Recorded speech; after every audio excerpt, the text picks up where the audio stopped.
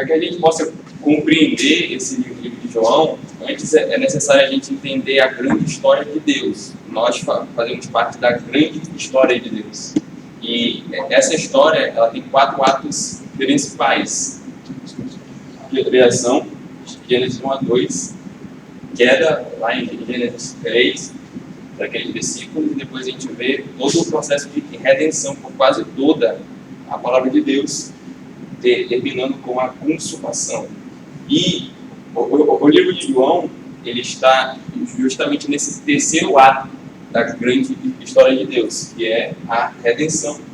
E ele vai justamente falar do ápice dessa redenção, que é a vinda do Filho de Deus ao mundo, a encarnação do nosso Senhor Jesus. Então ele está nesse ato aí da história de Deus, do livro de João.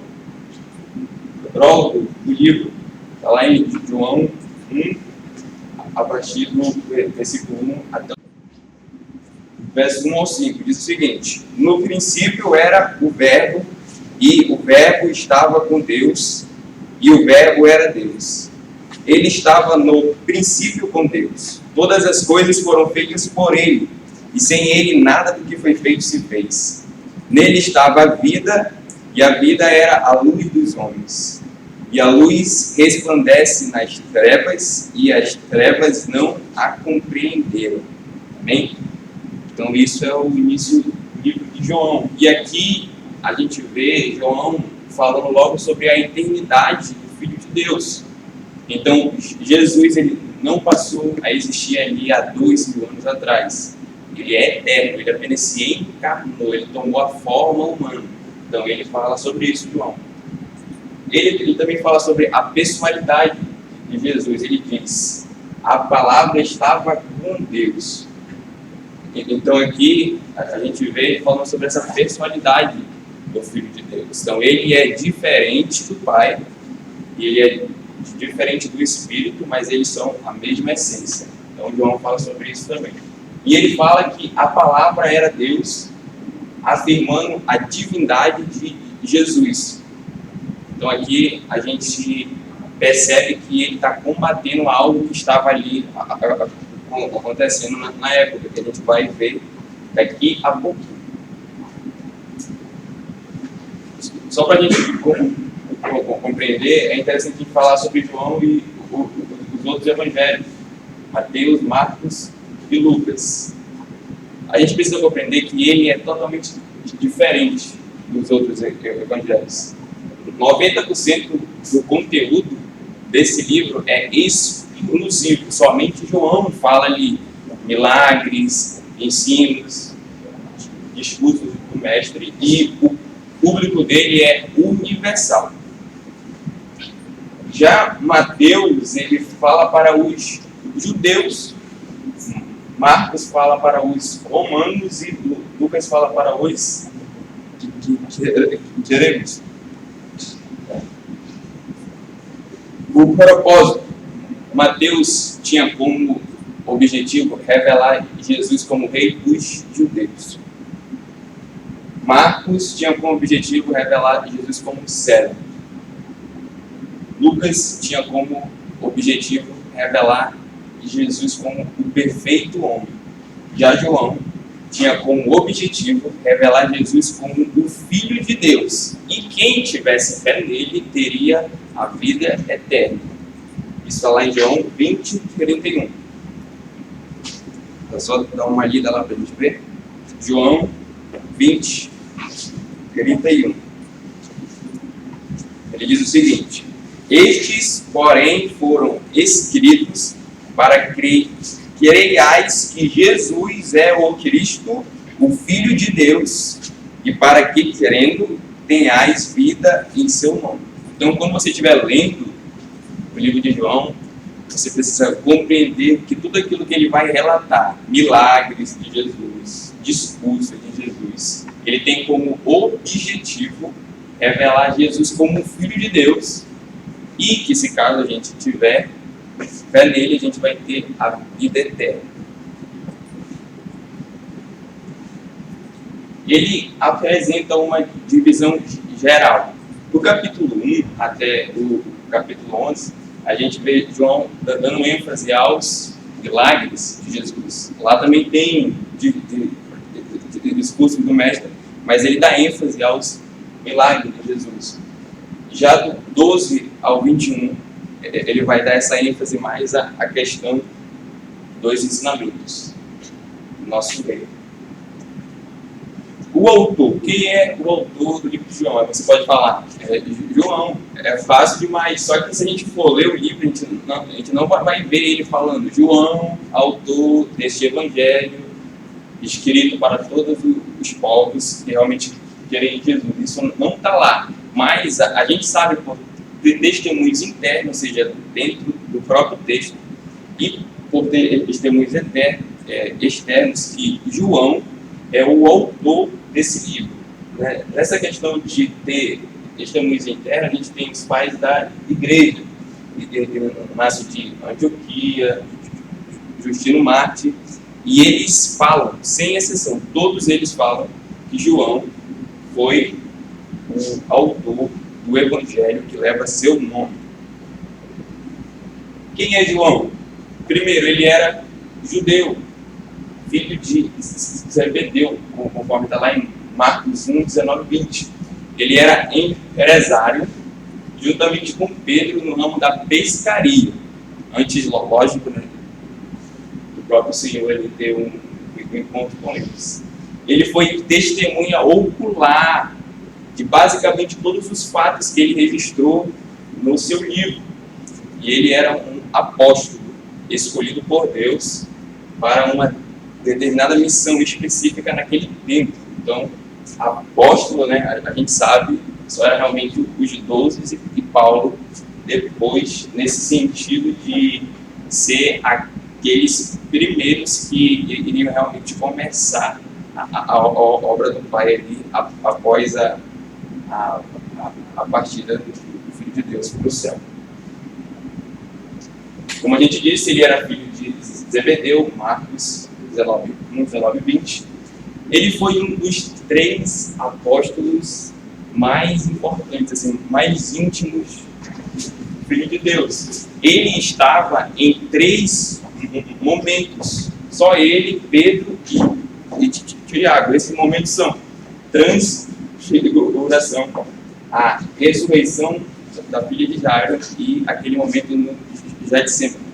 Então, ele, Pedro e Tiago estavam nesses momentos mais íntimos assim. Ele também escreveu 3 epístolas, 1ª, 2ª e 3ª de João, e o livro do Apocalipse. É interessante a gente ler Gálatas capítulo 2, versículo 9, abre a sua Bíblia, para a gente ver qual era a importância de João na igreja do primeiro século. Gálatas 2, versículo 9,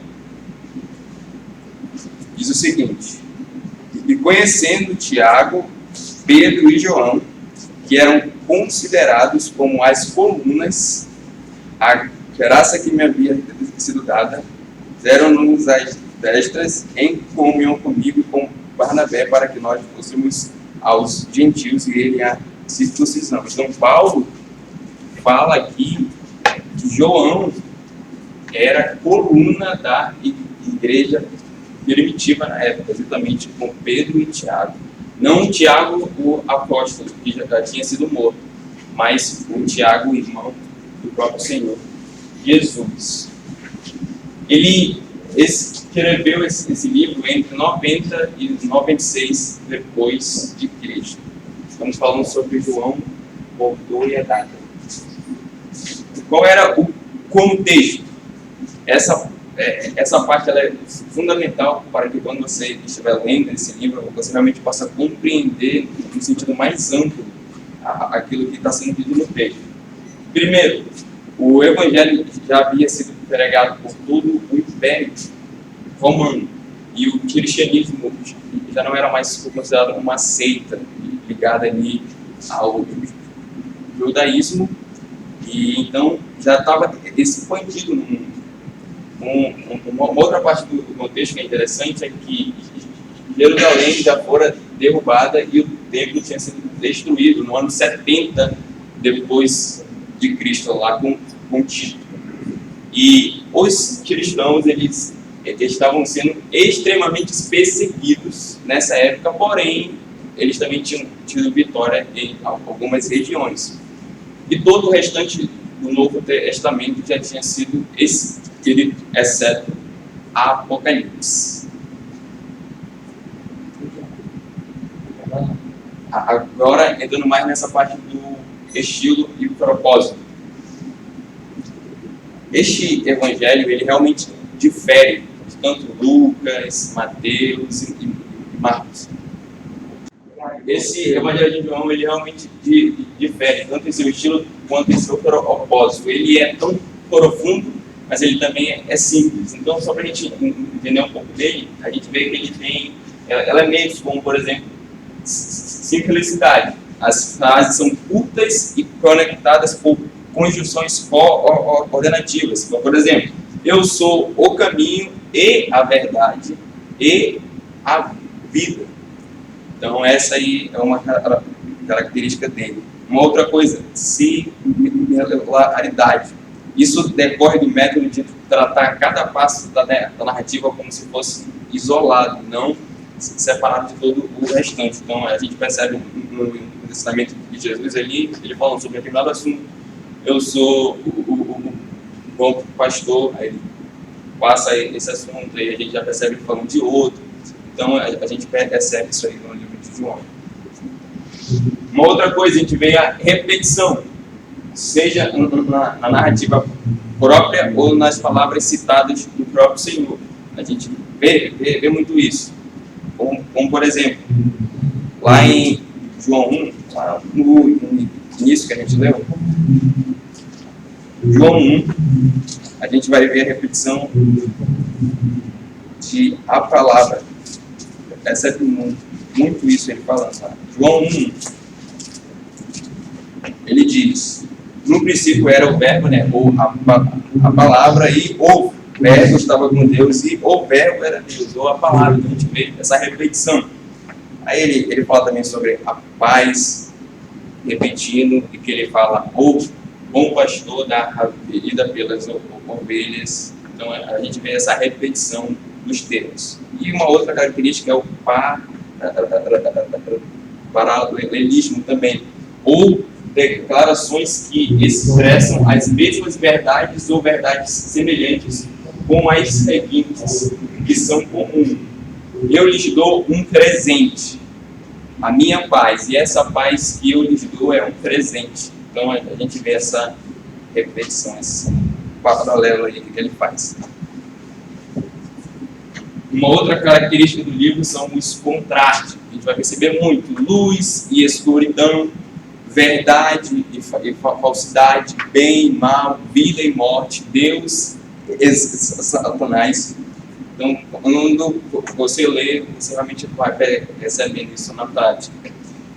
Só que ao ler todo esse livro, você precisa ter em mente que ele está tentando convencer o leitor de que Jesus é o Filho de Deus.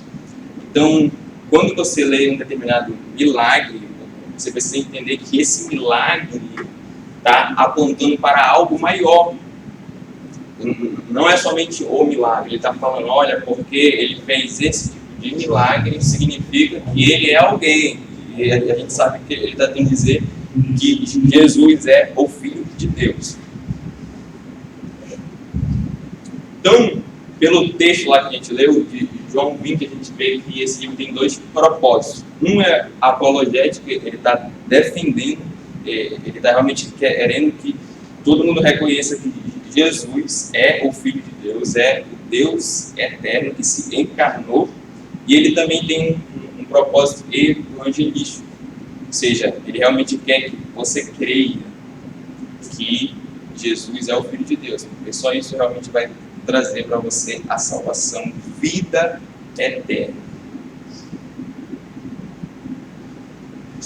E agora, como eu estava falando para vocês, 90% do conteúdo dele, somente ele fala, João.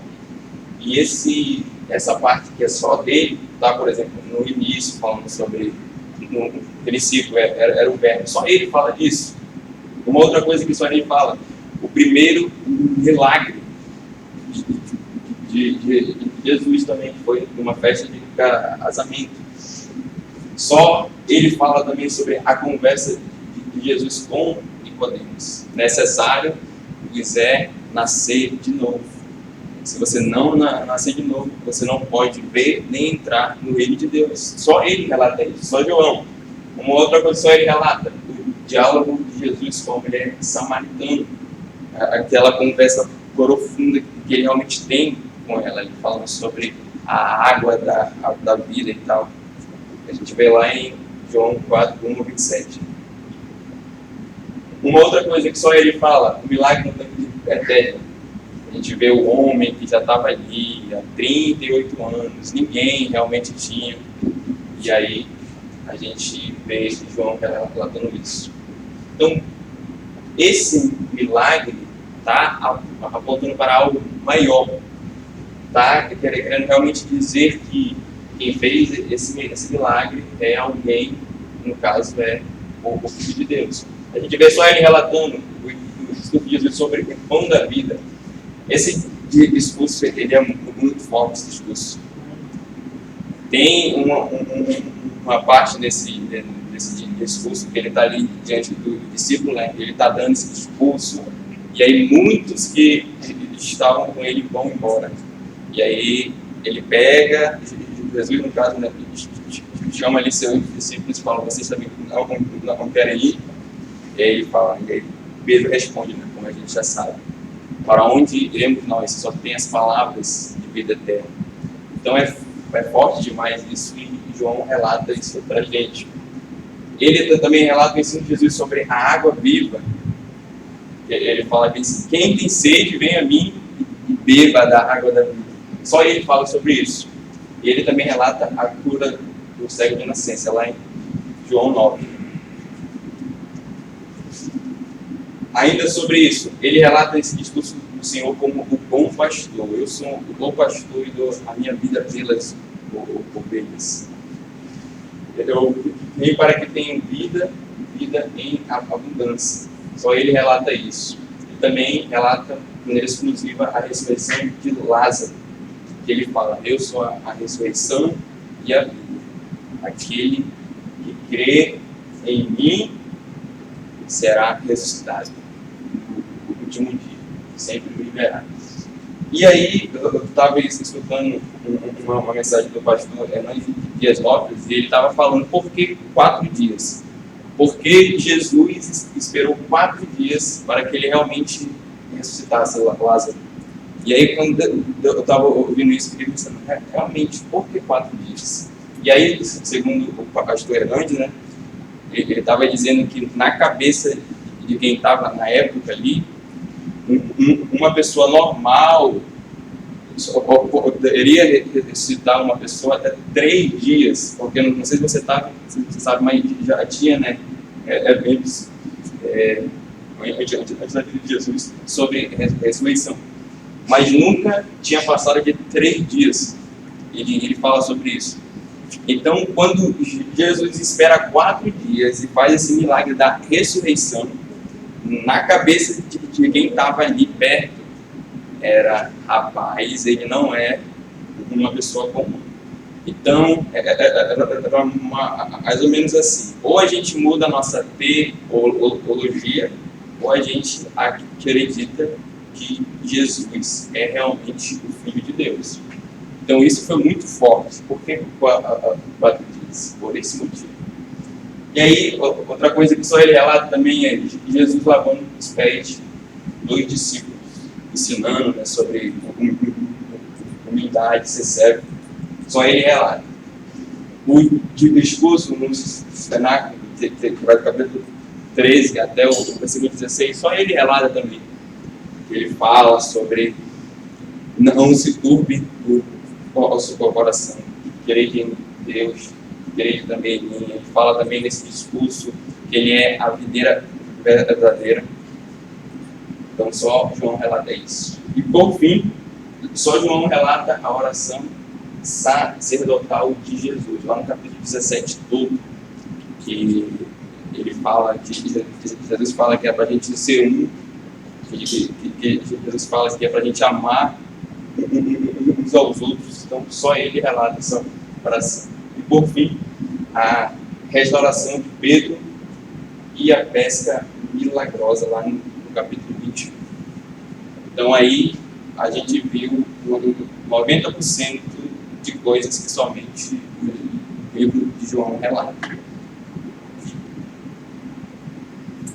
E aí a gente vai ver agora os 7 milagres de Jesus até a sua morte. A primeira é água e vinho. E aí, só para a gente ler, bora lá, aqui em João 2. Só para a gente ler um pouquinho.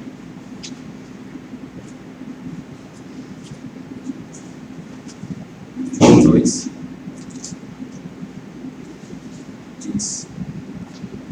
Diz assim: e ao terceiro dia fizeram-se umas bodas em Caná da Galileia, e estava ali a mãe de Jesus.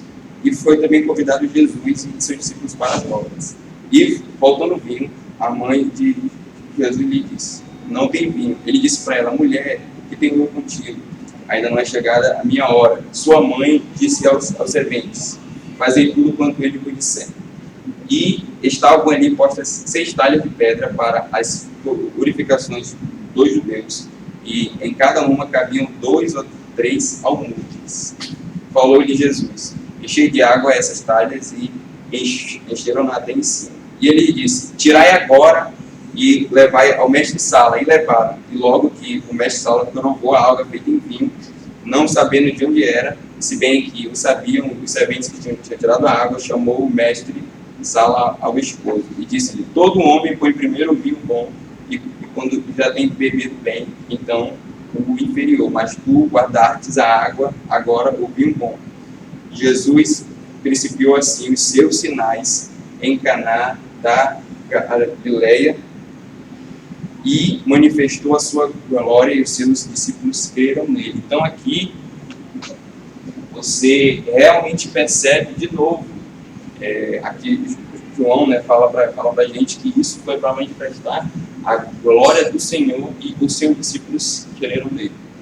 Então, por mais que o milagre traga benefício para cada um de nós, a gente precisa compreender que isso aponta para algo maior, principalmente quando a gente estiver lendo a palavra de Deus. Um outro milagre é a cura do filho do oficial romano, lá no capítulo 4, o paralítico de Betesda, como a gente falou, a multiplicação dos pães, Jesus andando sobre as águas, a cura do cego de nascença e a ressurreição de Lázaro. Então esses foram os 7 milagres de Jesus até a sua morte. Teve ainda um outro, lá no capítulo 21, a gente viu, mas até a morte de Jesus foram 7 milagres. E agora a gente entra na parte chave de hoje do nosso estudo, porque João vai relatar 7 vezes que Jesus usou o termo eu sou. E aí, se a gente realmente está acostumado com esse termo, a gente sabe que eu sou um termo que remete a Deus. Foi muito usado no Antigo Testamento, e ele aparece lá em Êxodo 3,14. E esse termo, eu sou o que sou, isso significa que Deus é independente. Ele não depende de ninguém. A sua existência não depende da nossa. E Jesus usou esse termo. Então, para quem estava ouvindo esses discursos de Jesus, pensou: ele está usando esse termo, significa que ele está se comparando a Deus. Então, a gente vai ver a primeira vez ele diz: eu sou o pão da vida, lá em João 6, 25. Aí a outra ele diz: eu sou a luz do mundo, 8:12. Eu sou a porta da salvação, lá em 10, 7, 9. E aí ele continua: eu sou o bom pastor, a gente viu, eu sou a ressurreição e a vida, eu sou o caminho, a verdade e a vida. E por fim, lá em João 15, ele diz: eu sou a videira verdadeira. Então, de novo, você precisa sempre ler esse livro sabendo que João queria revelar que Jesus era o Filho de Deus. E é por isso que ele coloca todos esses detalhes, todos esses discursos em seu livro. Lembrando que ele colocou esses discursos e esses relatos de Jesus 60 anos depois. Então ele fez isso justamente para que a gente compreendesse essa realidade. E só para a gente encerrar essa aula, que só foi meio só para a gente ter uma noção do todo. É necessário a gente compreender sempre que quando a gente está lendo a palavra de Deus, ela nunca pode vir só à mente. A gente sempre precisa pedir do Espírito Santo a aplicação dela para o nosso coração. A gente não precisa apenas de luz na mente, mas precisamos de fogo no nosso peito, ardendo por causa da palavra de Deus. Então, qualquer estudo que a gente for fazer, qualquer leitura bíblica que a gente for fazer, mesmo que seja apenas de um versículo rápido, a gente precisa antes falar com Deus em oração. No meio, às vezes, é necessário estar estudando ali e falar com Deus. No fim também. E sempre buscando aplicar aquilo na nossa vida.